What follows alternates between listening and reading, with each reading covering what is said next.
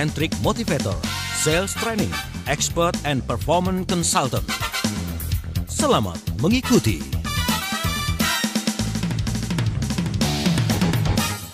Selamat malam Indonesia, selamat malam Smart Listeners di seluruh pelosok Nusantara yang hari ini kembali beraktivitas. Kita sudah sampai lagi di hari Senin, hari yang cukup melelahkan buat Anda karena sudah habis waktunya untuk me time bersama dengan keluarga dari Sabtu hingga Minggu. Nah, tapi tidak berarti segala aktivitas, keinginan Anda, tujuan, bahkan visi misi Anda dimulai tidak di hari Senin. Mudah-mudahan hari Senin ini membawa keberkahan tersendiri buat Anda, khususnya bagi Smart Listeners yang masih terus pengen tahu gimana caranya menjadikan eksekusi dari sebuah strategi itu merupakan hal penting bagi sebuah organisasi. Yuk kita bahas di program Smart Motivation kali ini. Dan hari ini saya Daryl Adam tidak sendirian. Saya akan sapa terlebih dahulu tuan rumah dari program Smart Motivation. Beliau adalah founder and master teacher of TML, Teocentric Motivation and Leadership, Sales Warrior Trainer, and Organizational Culture Consultant. Sudah hadir Pak Eloy Zaloku. Selamat malam Pak Eloy. Selamat malam dan semangat pagi Mas Daryl, siap menginspirasi Indonesia. Terima kasih kesediaannya Pak Eloy. Saya udah sering kali nanyain ini rahasianya apa sih Senin sampai Jumat padatnya minta ampun, Sabtu Minggu disita sama keluarga, kadang-kadang juga masih ngurus kerjaan. Lah ya kok Seninnya seger bener ya, udah malam pula. Tapi nanti kita bahas itu ya. Dan kita tidak hanya berdua ya Pak Eloy ya. Malam hari ini ada sesuatu yang spesial yang dihadirkan dan beliau nanti kita akan ajak untuk berinteraksi serta digali kebutuhannya. Karena beliau terkenal dalam bidang Organizational Development, Learning and Development. Beliau juga Talent Management dan Performance Management. Langsung saja saya akan sapa, ada Coach Novianta Kuswandi atau yang akrab dipanggil Coach Andi. Selamat malam Coach Andi. Pagi. Luar biasa. Luar biasa. Terima kasih Coach Andi waktunya. Semangatnya Kak Eloy. Wow, ada yang ikut rupanya. Baik, terima kasih Coach Andi waktunya. Dan juga Pak El, terima kasih waktunya.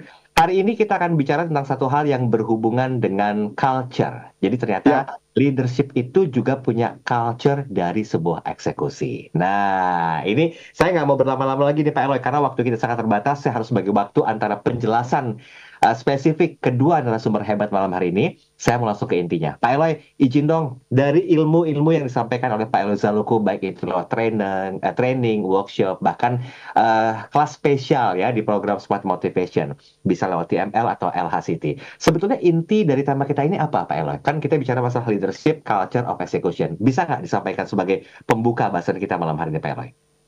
Dengan senang hati Mas Daryl. Dan topik ini sudah saya bawakan bersama-sama dengan bestie saya nih, kakak Coach Andi ini. Jadi kita kalau training leadership culture of execution ini 2 hari Mas Daryl. Dan kenapa itu dilakukan? Karena strategi itu bisa dibuat begitu baiknya oleh sebuah organisasi. Tapi kalau tidak dieksekusi, ya nggak kemana-mana juga hasilnya. Nah pertanyaannya sekarang, eksekusi itu gimana sih caranya supaya bisa terjadi? Nah, saya akan menulis buku Leadership Habits and Culture Transformation. Maka saya kawinkanlah ilmu antara leadership, culture, dan eksekusi itu sehingga kemudian menjadi produk yang kemudian bisa membantu banyak perusahaan. Karena memang begini, Smart Listeners dan sahabat TML, ternyata pemimpin yang hebat itu kemudian membangun budaya yang hebat.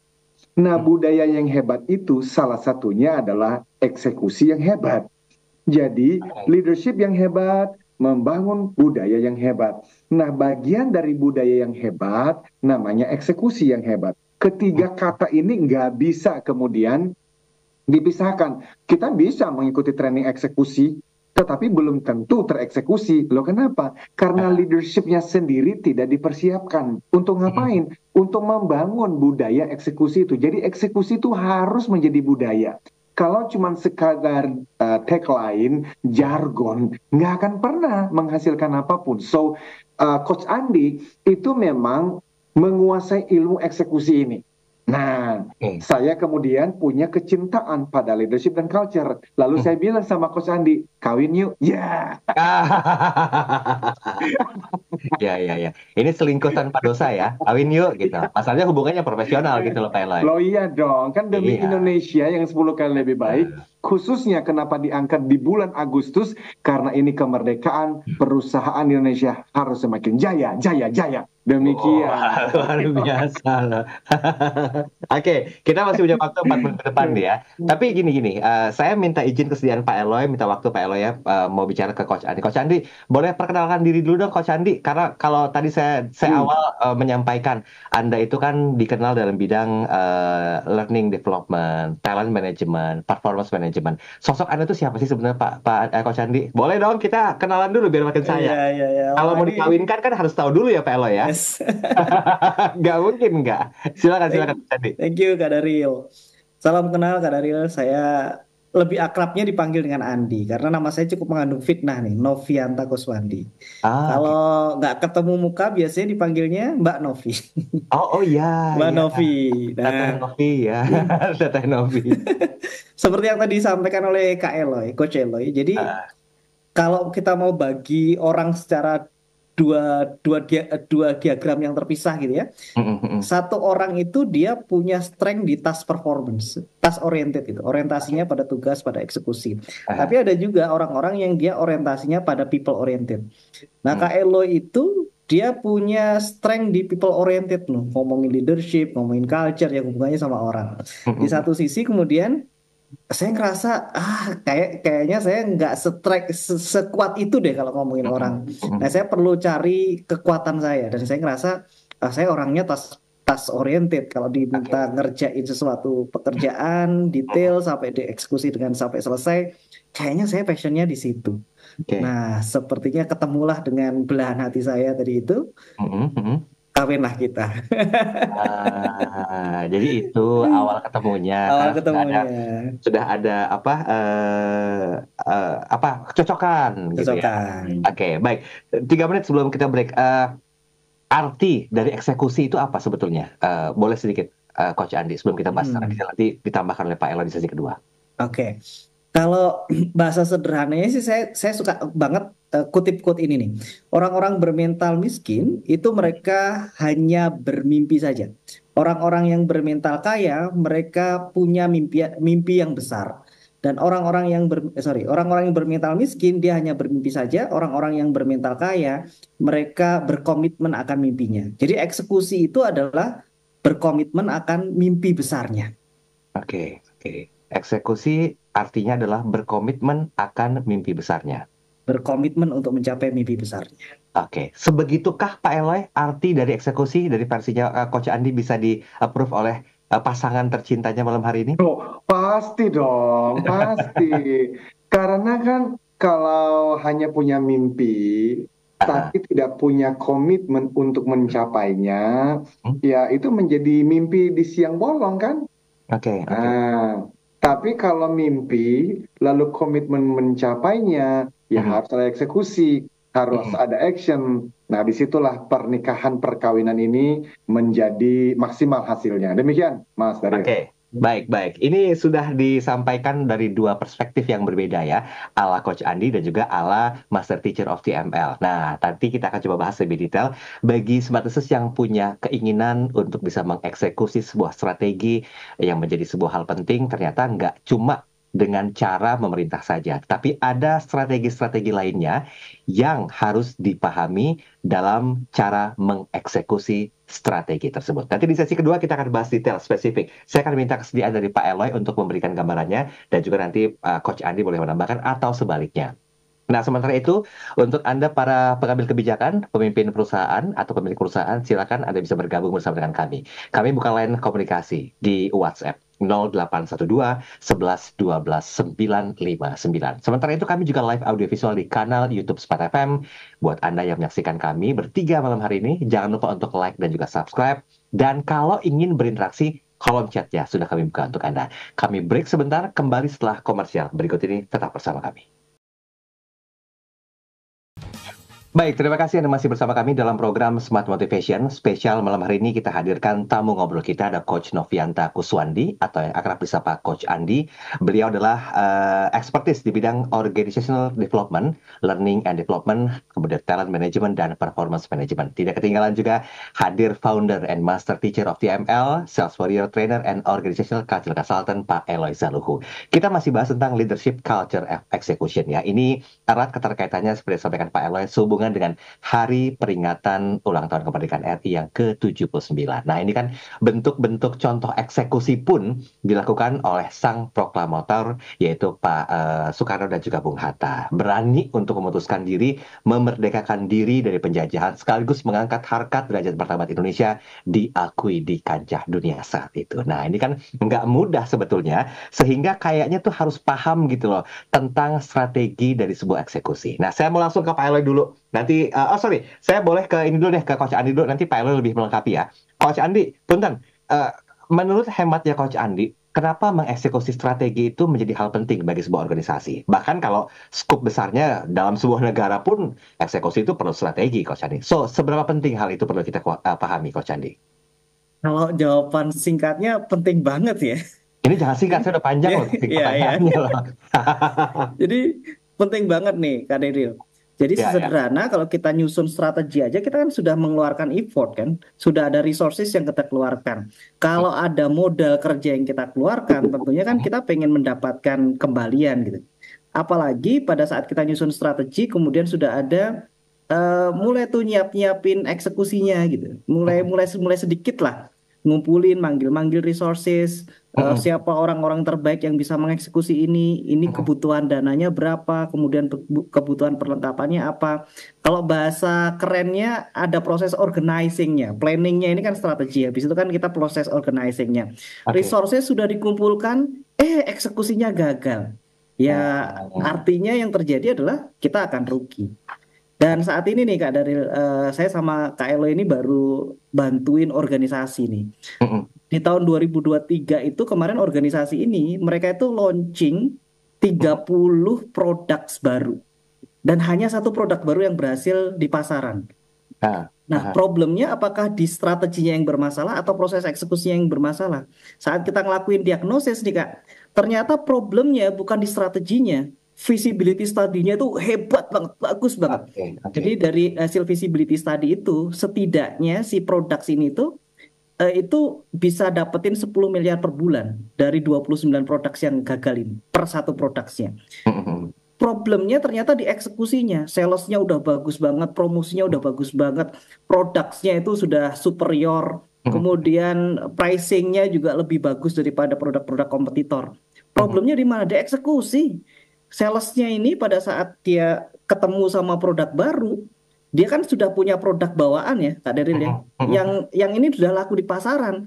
Pada saat kemudian dia dibawain produk baru yang dia nggak yakin akan laku juga di pasaran, yang mending saya jualan produk saya yang lama. Strateginya udah bagus, visibility-nya udah bener, eksekusinya yang bermasalah. Fail. Jadi padahal sudah banyak resources kan yang dikeluarkan untuk menciptakan satu produknya. Oke, sebentar saya potong. Ini definisi eksekusi itu dalam ranah apa? Apakah dalam hal penjualan saja sudah termasuk eksekusi atau bagaimana?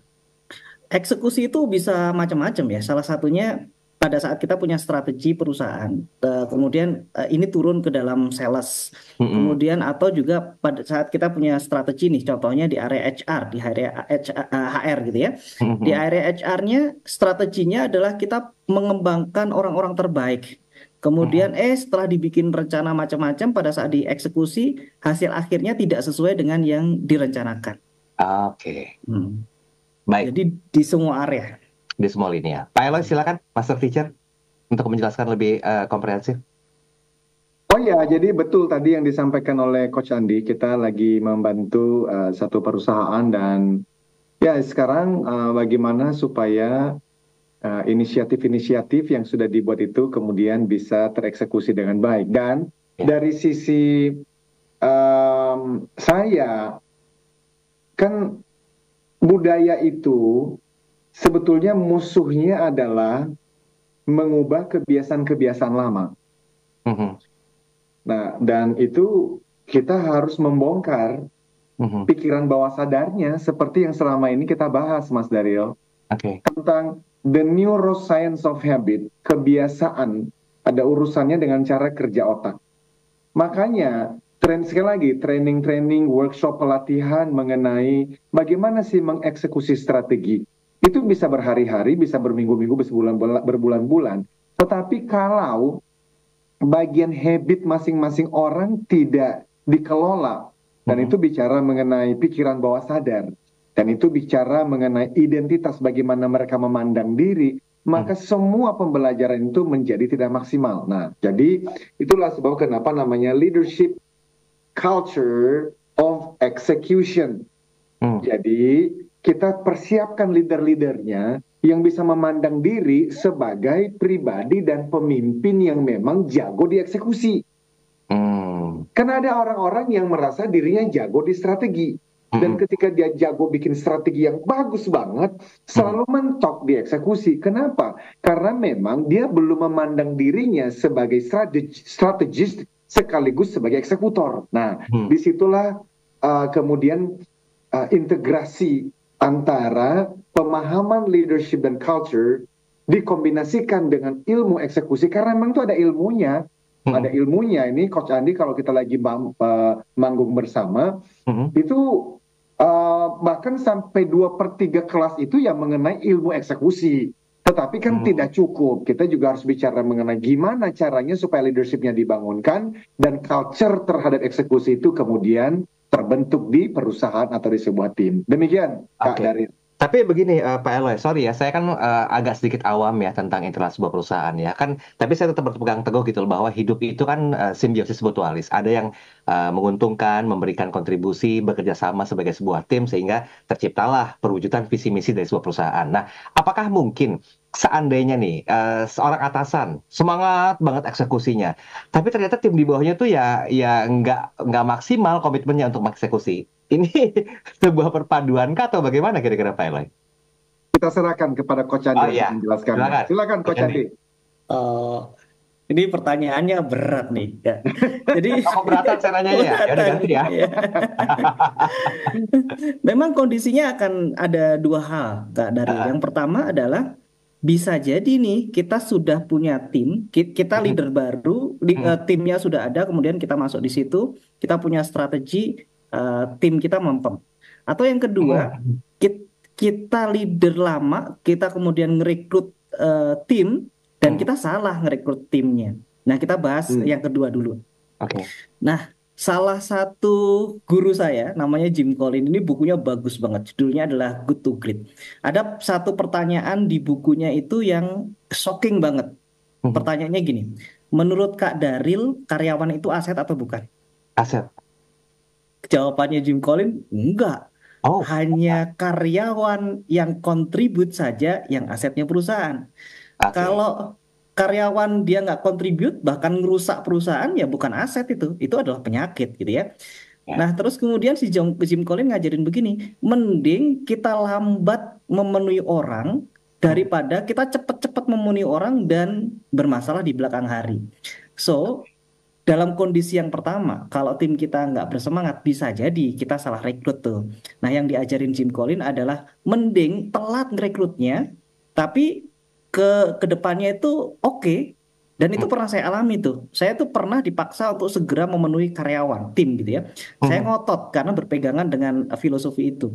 Saya baru bisa penuhi satu orang itu setelah 6 bulan, Kak. Wah, itu keteteran banget. Tapi setelah saya dapetin orang ini ya, tim saya ini setelah 6 bulan, habis itu dia lari. Jadi 6 bulan kekosongan itu bisa tergantikan dengan 3 bulan dia lari. Karena kita ketemu sama orang hebat. Nah, problem yang sering terjadi yang di dua ini, kita sudah punya strateginya, tim kita nggak punya komitmennya untuk mengeksekusi, gitu kan? Nah, obatnya menurut saya ada dua. Yang pertama, saya seringkali sebut kalau kita punya tim yang quote-unquote munafik gitu ya.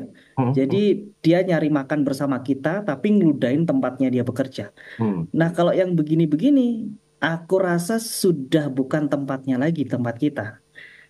Dia selama dia hidup, saya meyakini dia akan punya rezekinya, dan rezekinya saya kira bukan di tempat kita.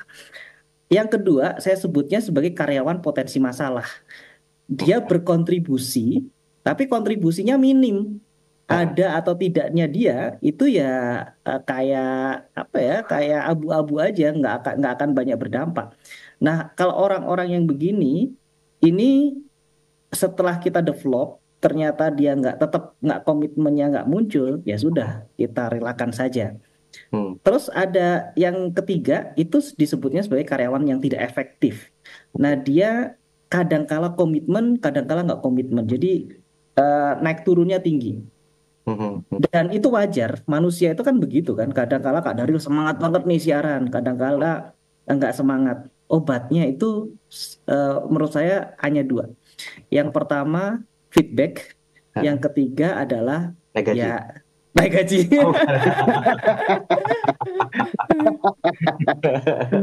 Apa betul yang ketiga apa Coach? Yes, yang kedua adalah lingkungannya harus positif.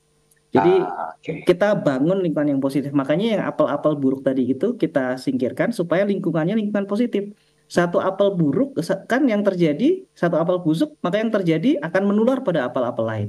Betul. Terus yang kedua feedback. Feedback itu ngasih nasihat terus menerus gitu ya ke tim kita, dan konteksnya nasihat yang sering kali kita lakukan kan pada saat performanya jelek doang. Tidak pada saat komitmennya naik. Nah, padahal pada saat komitmennya naik itu bagus banget kita ganjel supaya komitmennya terus naik.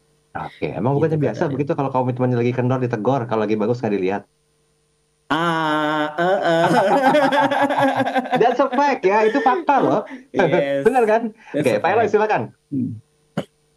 Oh iya, betul sekali. Dan nanti kita akan bicara ya mengenai penyebab gagalnya eksekusi itu, dan Coach Andi biasanya juga menyentuh itu di kelas-kelas pelatihan kita, yang mana sebetulnya itu datangnya dari Stephen R. Covey itu ya.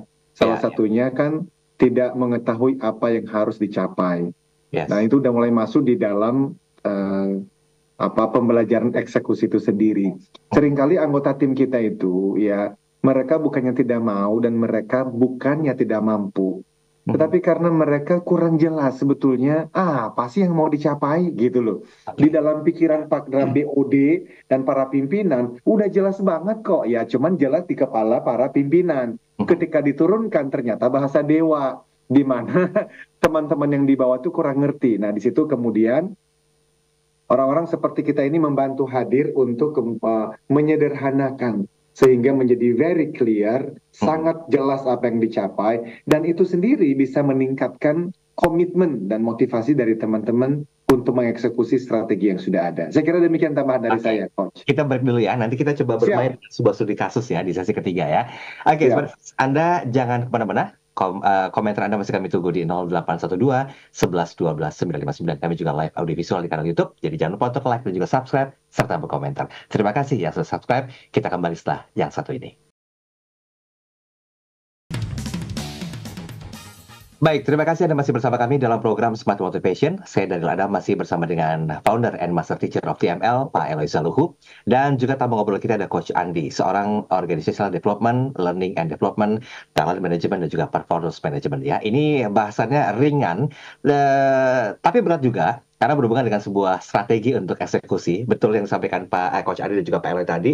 Kalau sekedar sebuah strategi dibuat, apa siapapun bisa gitu. Tapi bagaimana kemampuan atau skill untuk mengeksekusi yang ini betul-betul harus dipahami. That's why ini Coach Andi sama Pak Eloy itu kawin, tanda petik ya, membentuk sebuah kolaborasi untuk memecahkan problematika yang berhubungan dengan eksekusi sebuah strategi. Oke, baik. Saya mau main studi kasus dulu. Mungkin ini sering terjadi gitu ya. Kasusnya begini, strateginya udah oke banget, tapi kondisi di luar yang bikin strategi nggak bisa berjalan dengan maksimal. Nah, kalau memang hal itu terjadi, gimana Coach Andi? Yang mesti dilakukan itu seperti apa gitu loh? Anda selaku ekspertis sepertinya tahu untuk memetakan kembali keadaan seperti ini. Silakan, Coach Andi. Oke, thank you Kak Daryl. Jadi kalau yang namanya strategi itu kan bukan kitab suci ya. Jadi pada saat saat kondisi di luar berubah, maka idealnya strategi juga ikut berubah. Nah, problem pertama dari strategi itu manajemen itu ngerasa ini strategi 1 tahun gitu. Padahal di tengah tahun itu kondisinya berubah. Sesederhana pada saat COVID kemarin tuh Kak. Tiap akhir tahun itu organisasi pasti dia bikin strategi. Tahun depan targetnya berapa, pencapaiannya seperti apa, harus lewat jalur apa dan lain seterusnya. Itu strateginya. Nah, problemnya waktu COVID di tengah tahun terjadi COVID. Kalau kita nggak rubah strateginya, maka yang terjadi nggak akan terjadi pencapaian. Nah, yang pertama yang memang perlu dilakukan adalah strateginya perlu di-adjust dulu. Nah, problem kedua adalah kita ngomongin eksekusinya sekarang. Pada saat strategi itu di-adjust, tidak semua orang itu langsung bisa beradaptasi dengan strategi yang baru. Wah, kita udah lari ini Pak, udah kenceng nih, kok tiba-tiba direm mendadak harus putar haluan lagi. Orang pasti akan tidak happy dengan itu. Nah, itulah kenapa memang problem pertama dari strategi yang gagal dieksekusi itu seperti yang tadi disampaikan oleh Kak Eloy, karena orang tidak tahu tujuan besarnya. Jadi yang dilihat adalah caranya gitu ya, bukan tujuan gedeannya. Kalau dilihat caranya, maka berubah sedikit orang akan panik. Tapi kalau yang dilihat tujuan besarnya berubah, orang nggak akan panik. Jadi sesimpel Kak Daryl ini mau ke Jogja nih. Kalau yang jadi fokusnya Kak Daryl adalah jalannya, kita lewat tol. Terus kemudian tolnya ada perbaikan, kemudian tiba-tiba harus lewat Pantura. Pasti Kak Daryl panik. Tapi kalau mindset gedeannya kita mah bukan ngomongin jalannya, tapi kita ngomongin tujuan gedeannya, kita ngomongin Semarangnya, maka orang nggak akan panik. So kegagalan pertama dari eksekusi adalah orang nggak paham tujuan gedeannya. Orang pahamnya adalah fokusnya pada cara aja. Gitu Kak.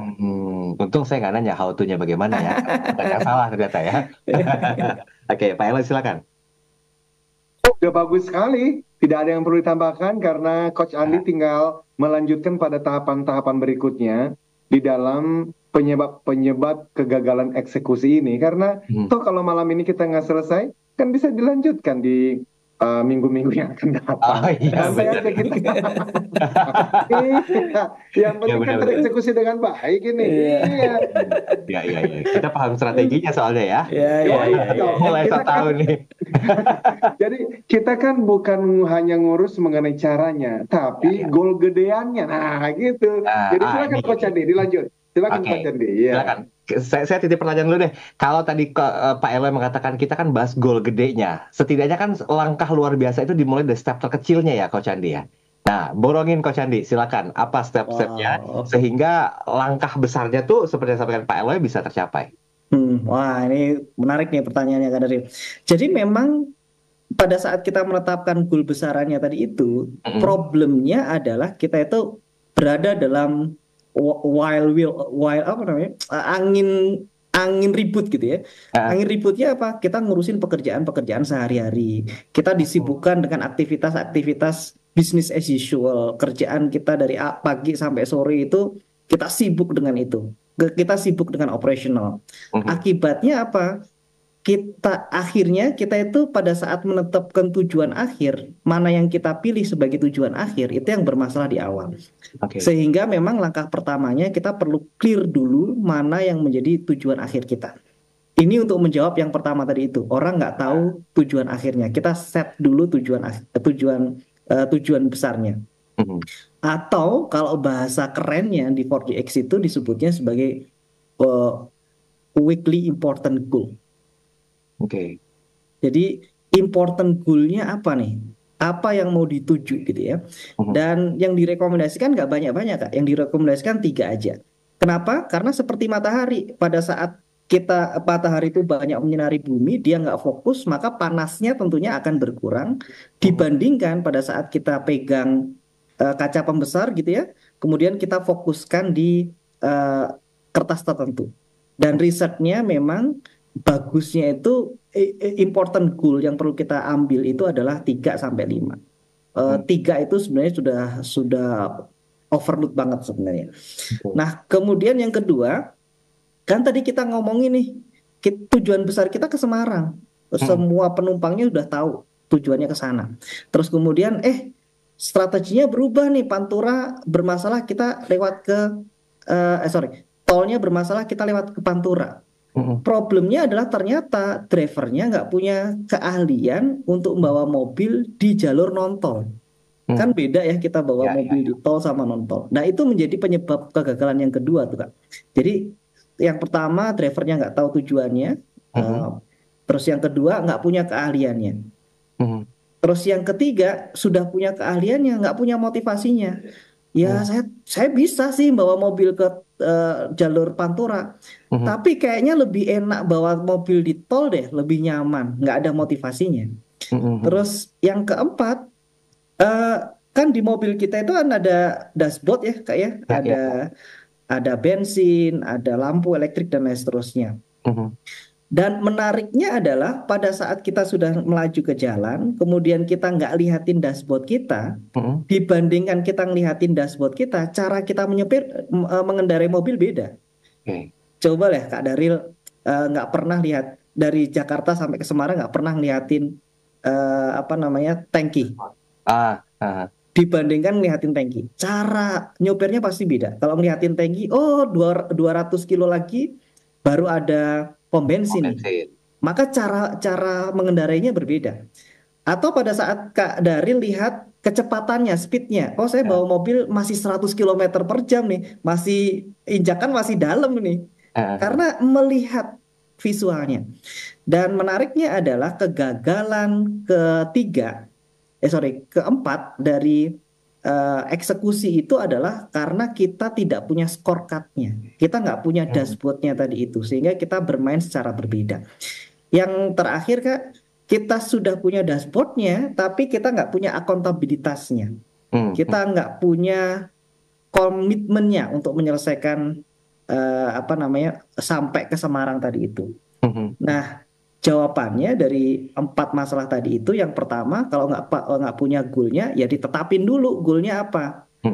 Ingat loh, kita itu berada dalam kekacauan, kesibukan sehari-hari. Pilih 3 pekerjaan yang benar-benar jadi fokus kita.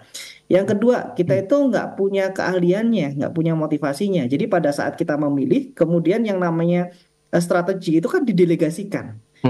Nah, latih dulu tim kita supaya bisa mencapai goal tadi itu. Terus yang berikutnya kan kita nggak pernah mencatatkan, kita nggak punya scoreboardnya. Jadi yang ketiga, bikin scoreboardnya, bikin nilainya. Dan yang terakhir, supaya menumbuhkan komitmen, menumbuhkan motivasi, maka perlu ada weekly important meeting.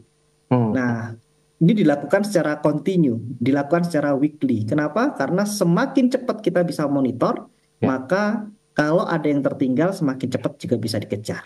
Gitu, ini sama nggak sih analoginya ketika kita ingin membentuk sebuah puzzle, setidaknya kita pahami dulu gambaran besarnya, baru kita pecah-pecah puzzle-nya? Yes, exactly. Baik. Ini pemahaman tinggi ya malam hari ini ya. Analogi ya. Aduh, banyak analogi ya. Iya, butuh pemikiran keras nih. Pak Eloy, lanjut Pak Eloy. 2 menit sebelum kita break. Ya, terima kasih Kakak Coach Andi.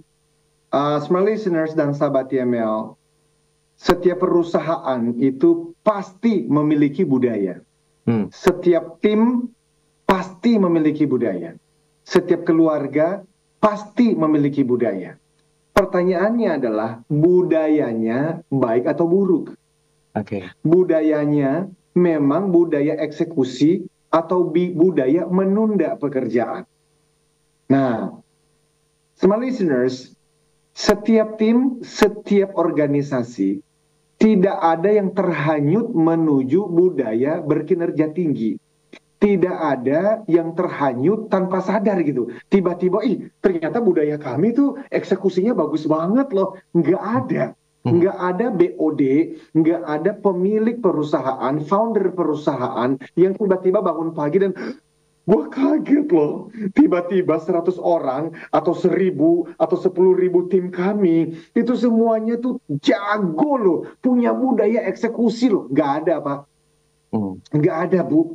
Untuk bisa punya budaya, manusia-manusia itu yang tidak menunda, tapi eksekusi strategi, bisa ada budaya seperti itu karena sengaja dibentuk. Jadi perusahaan itu hanya ada 2. Baik atau buruk. Semua perusahaan dengan budaya yang baik termasuk eksekusi itu disengaja dibentuk. Siapa yang sengaja membentuknya? Leader, para pemimpin. Dan itulah tugas kita untuk mempersiapkan pemimpin yang sengaja membangun budaya eksekusi itu. Demikian, Mas Daryl. Wow, luar biasa deh. Good quote banget malam hari ini ya. Nanti di sesi terakhir kita akan coba spillkan dari sisinya Pak Eloy, kira-kira bagaimana dengan budaya akuntabilitas seperti disinggung oleh Coach Andi tadi, agar ini bisa dikaitkan dengan tema bahasan kita pada malam hari ini. Nanti bahas Pak Eloy ya, sesi terakhir ya. Anda jangan kemana-mana, kami kembali setelah komersial berikut ini, tetap bersama kami. Development, beliau juga talent management dan juga performance management. Kita masih bicara masalah leadership culture of execution ya.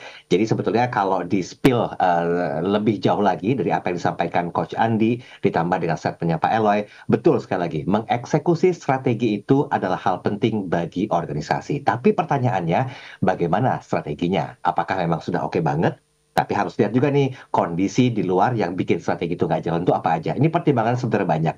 Dan belum lagi kalau dihubungkan dengan budaya akuntabilitas. Nah, coba Pak Eloy, everything will connect with everything else. Kita bahas tentang satu hal yang berhubungan dengan budaya akuntabilitas, Pak Eloy. Bagaimana relate dengan tema kita pada malam hari ini? Silakan Pak Eloy. Thank you Mas Daryl. Nanti juga kalau ada pertanyaan dari pendengar dengan senang hati. Kalau memang ada kita akan bahas. Jadi semua listeners dan sahabat TML, kami itu bersyukur sekali mendapatkan kesempatan membantu beberapa perusahaan dan khususnya di dalam leadership and culture development. Kita mengembangkan kepemimpinan dan dicantolkan dengan budaya. Ternyata dari pengalaman-pengalaman dengan beberapa organisasi tidak selalu mulus, tidak selalu berjalan sesuai dengan apa yang saya pikirkan dan saya harapkan. Ada juga beberapa klien yang ternyata dalam tanda kutip, dari waktu yang sudah kita tentukan failed, belum berhasil. Lalu kemudian terus saya membayangkan dan belajar mencari apa penyebabnya dan apa yang harus dilakukan. Dan saya kira justru building a culture of accountability adalah kemudian menjadi jawabannya. Sehingga tadi kenapa 4DX itu kemudian ditutup dengan akuntabilitas.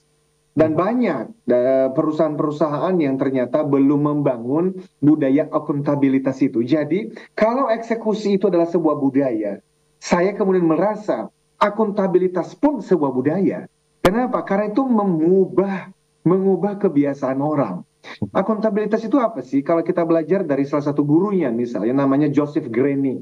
Ya, beliau mengatakan bahwa keberhasilan tim dan seluruh organisasi itu sebagian besar merupakan fungsi atau hasil dari jeda waktu rata-rata. Ini kata kuncinya dari Joseph Grenny adalah jeda waktu rata-rata antara seseorang melihat penyimpangan dan mengatakannya.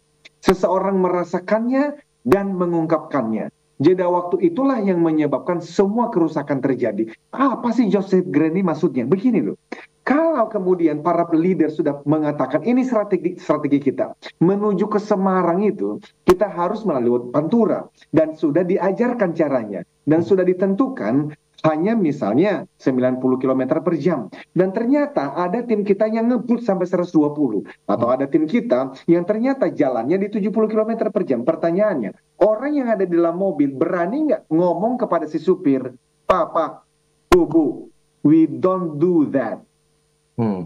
Apa we don't do that? Kita tuh tidak lari 120, kita tuh larinya 90. Atau ketika dia lari 70, diingatkan, Bu, Pak, kita itu larinya di 90.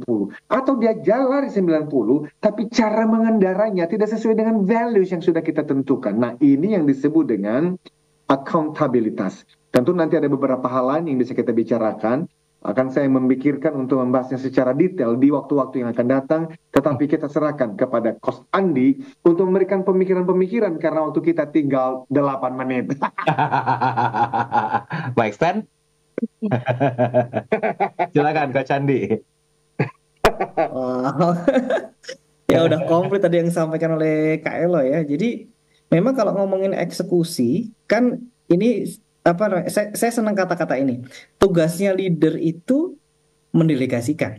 Ya. Jadi mendelegasikan pekerjaan. Jadi kesuksesannya leader itu salah satunya ditandai dengan semakin mampunya dia mendelegasikan tugasnya. Jadi kalau leader itu sibuk itu malah tanda tanya. Tapi kalau dia semakin santai karena dia berhasil mendelegasikan tugasnya, itu semakin powerful lah si leader itu. Oke. Problem dengan mendelegasi sebenarnya adalah tadi yang pertama, orang yang didelegasi tahu nggak tujuannya apa? Orang yang didelegasi tahu nggak caranya gimana? Orang yang didelegasi dia bisa memonitor prosesnya nggak? Orang yang didelegasi dia akan bertanggung jawab dengan pekerjaannya nggak? Nah, ujung-ujungnya kalau kita ngomongin eksekusi, ya tadi itu orang yang didelegasikan dia mau bertanggung jawab dengan yang didelegasikan atau tidak. Kalau dia nggak bertanggung jawab, ya sudah selesai, proses delegasinya terjadi tapi eksekusinya tidak terjadi. Kalau eksekusinya tidak terjadi, performanya nggak akan terjadi. Jadi memang ini menjadi kritikal gitu ya. Gimana akuntabilitas ini menjadi bagian penting dari proses eksekusi. Gitu Kak Daryl. Oke, baik. Ini saya sapa deh komentar-komentar yang masuk ya. Ini yang pertama sudah ada di akun Budi Setiawan. Assalamualaikum warahmatullahi wabarakatuh, Coach Andi. Nah, itu nyapa aja beliau. Kemudian di WhatsApp, ini waktunya dibikin sesimpel mungkin ya penjelasannya ya. Malam Coach Andi dan juga Pak Eloy serta Mas Daryl, saya ingin menanyakan satu hal simpel saja. Pak Erik Setiadi, bagaimana caranya untuk mempercayakan sebuah budaya yang sudah tertanam kuat, tetapi ternyata di luar sana strateginya harus berubah. Apakah kita yang mengalah atau kita yang harus berjuang untuk mengubah budaya tersebut? Silakan, siapa? Pak Eloy, silakan singkat saja Pak Eloy. Ya, jadi kan justru disitulah dibutuhkan leadership ya, leadership mindset. Pemimpin itu kan dia tahu dia mau kemana dan kemudian melihat kondisi saat ini tidak cocok. Nah, maka yang dilakukan adalah mentransformasinya. Dan kalau kita bicara mengenai leadership, apakah itu bicara mulai dari presiden direktur? Ya, tetapi bagaimana kalau saya sebagai seorang supervisor? Bagaimana kalau saya di level menengah? Atau bagaimana kalau saya nggak punya anak buah? Saya tuh sendirian dan saya melihat, wow, ini sekarang ada kebiasaan, ada budaya di teman-teman saya yang ternyata nggak cocok, nggak bagus, ini harus berubah. Maka gunakanlah kalimat yang pernah dan sering digunakan oleh Barack Obama. Barack Obama itu mantan presiden Amerika kan ngomong begini, be the change you want to see. Jadilah perubahan yang ingin kamu lihat. Jadi nggak usah nunjuk jari, nggak usah meminta-minta orang lain. Mulai dari diri sendiri dulu saja. Sehingga leadership itu namanya dimulai daripada self leadership. Mulai dari memimpin diri sendiri dulu. Dengan cara apa? Oke, aku pingin di timku ini ada disiplin. Maka mulai besok nih hari Selasa, tanggal 13 Agustus 2024. Gimana kalau Anda komitmen dulu pada diri Anda sendiri, tiba di kantor 10 menit sebelum kantor dimulai. Sudah, oke, good. Lusa, lakukan lagi. Lalu kemudian, berikutnya lakukan lagi. Nanti akan ada orang yang mulai memperhatikan dan mengatakan, you are different deh. Nah, waktu dia mengatakan you are different, you are an influencer. Influencer is leadership. Karena leadership is influence, nothing more, nothing less. Jadi kepemimpinan nggak usah lah terlalu banyak mengharapkan yang lain dulu. Mulai dari diri sendiri. Saya kembalikan kepada Coach Andi. Silakan kakak coachku. Menyala. Bangku. Tadi udah dijelasin secara habis katanya rasanya nih. Tadi udah dijelasin secara komplit saya sama Kak Elo. Saya agak berat nih penjelasannya. Jadi ada konsep namanya Pygmalion Effect. Pygmalion Effect itu ada orang yang dia pematung hebat banget, kemudian dia malam gitu ya bermimpi, siapa tahu nih patung saya ini bisa berubah menjadi orang cantik, saya bisa nikahin. Dan ternyata keesokan harinya itu patungnya itu berubah beneran jadi wanita cantik. Nanti teman-teman bisa googling ya, ada namanya Pygmalion Effect. Nah, yang mau saya sambungin adalah dengan yang disampaikan Kak Elo tadi itu. Pada saat kita punya harapan baik dan kemudian kita melakukan harapan baik tadi itu, maka ada kekuatan alam yang akan mendorong energinya itu ke sana. Selama kita komitmen untuk melakukan itu. Jadi mulai aja dari diri kita. Ini ilmu langitan nih. Ilmu langit. Oke, 3 menit saya bagi waktu masing-masing semenit. Nanti dikunci konklusinya oleh Pak Eloy. Ke Coach Andi dulu, apa konklusi yang mau sampaikan Coach Andi? 1 menit saja. Oke. So, teman-teman, kembali pada quote yang pertama, orang-orang yang bermental miskin, mereka hanya bermimpi saja. Orang-orang yang bermental kaya, mereka berkomitmen akan mimpinya. Jadi, teman-teman, eksekusi itu adalah ciri dari orang-orang yang bermental kaya. Kalau kita belum kaya, ya mulai aja dengan mental kaya dulu kan. Kita bermimpi dan mengeksekusi mimpi kita. Oke, Itu Kak Daryl. Pak Eloy, silakan kunci konklusinya. Ya, saya kutip yang biasa juga dikutip oleh Coach Andi juga, dan ini udah lama sekali dari Maurice Chang.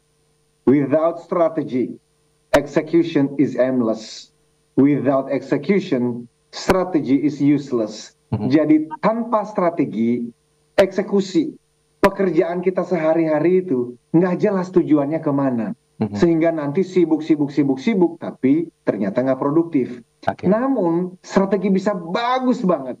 But without execution, strategi itu jadi useless. Strategi yang dibuat, bahkan sampai meng-hire ya, konsultan ternama dunia yang sampai habis puluhan miliar.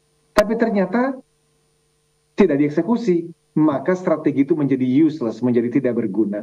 Jadi strategi harus dieksekusi, tetapi supaya strategi bisa dieksekusi, kepemimpinannya mesti disiapkan. Dan kepemimpinan yang bagaimana? Kepemimpinan yang mindsetnya adalah culture. Karena culture is a strategy.